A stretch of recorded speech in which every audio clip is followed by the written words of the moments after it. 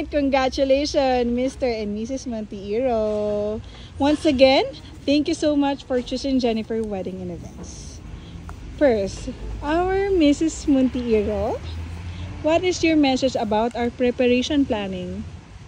Yung preparation, planning mula nung first meeting natin, kahit nung nag-i-inquire pa kami. Mula nung una talagang pumunta kami sa office nyo, talagang sabi namin, okay, ito na yung wedding planner na kailangan natin. Kasi talagang in-accommodate nyo kami mula nung umpisa at di nyo kami pinabayaan. Mula nung sa preparation, recommendations, parang all-in-one na yun. Lalo na yung portal, sobrang thankful kami doon kasi may to-do checklist talaga kami na parang okay, sana ba tayo? Talagang natatrack namin and sobrang thankful kami dun sa service na yon.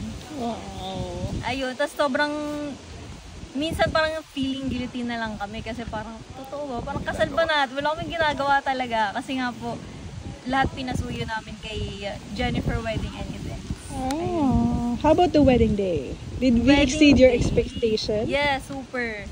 Hindi po namin na-expect na ganun ka hands-on si Jennifer Wedding and Events. To the point na may itatanong pa lang ako, may solusyon na parang lagi silang one step ahead of us. Lagi naman, o ma'am, may ano na ba, nakuha na yung kunwari yung kanina yung course, ganyan, ma'am, nasa simbahan na. Parang, ayun, laging one step at a time kayo. Ay, ahead of time. Yes. If you rate us 1 to 10, 10 is the highest. Parang hindi naman siya 10, parang more than. Wow. Do you recommend us? Super. Wow. Thank you so much, Mrs. Monteiro. How about Mr. Monteiro? Simula sa preparations pa. Sa akin, kumbaga, maliban doon sa same opinion kay Kim. Pero, kumbaga, first impressions, kumbaga, din, una talaga kumbaga, tumatatak sa isip namin. Pero, first impressions namin kay Jennifer, kumbaga, kagaya na sabi nga ni Kim, maganda. Kasi, totoo naman na hindi lang naman si Jennifer yung unang pinuntahan namin na events planner. Kumbaga, naghanap din kami sa internet, naghanap din kami kung saan-saan. Pero, yung nga, first impressions na nakita namin, yung approach nyo sa amin, kung paano nyo dineliver ko, yung offer nyo sa amin. Kumbaga, kompletong package, kagaya na sinabi sa portal.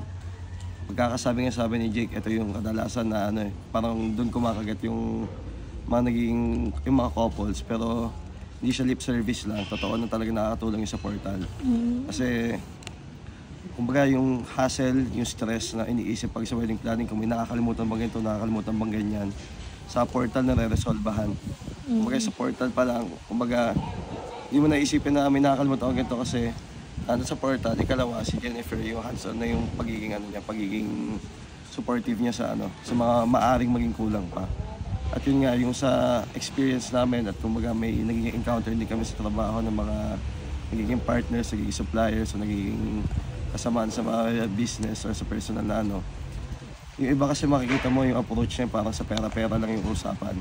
So kumbaga sa Jennifer na nasubukan namin, umpisa pa lang sa hanggang dulo, hindi na namin naramdaman yung ganung customer service. So kumbaga, yung expectations, kagaya ng sinabi ni Kim, exceeded talaga. Kung hindi lang siguro sa 10 yung, kung 1 to 10 yung scale, talaga lalampas. So kumbaga, hindi siya exaggeration sa sinabi ni Kim dahil kumbaga yung timeline, yung sa mga meetings, yung pagbibigay ng mga detalye, expectations sa bawat isa, naka-detail lahat, naka-clear lahat. Kung gusto mong detail-oriented, kay Jennifer talaga bibigay yun. Wow! So, yun lang yung gusto ko So kumbaga kung gusto niyo malaman yung exaggeration o hindi yung binigay naming review, always welcome to try yung experience. Wow, galing naman. Nakakaiyak. Oh.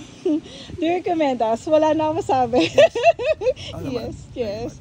Alright. Once again, thank you so much, Mr. and Mrs. Monteiro. Can you give us a last one kiss? Okay. Yes.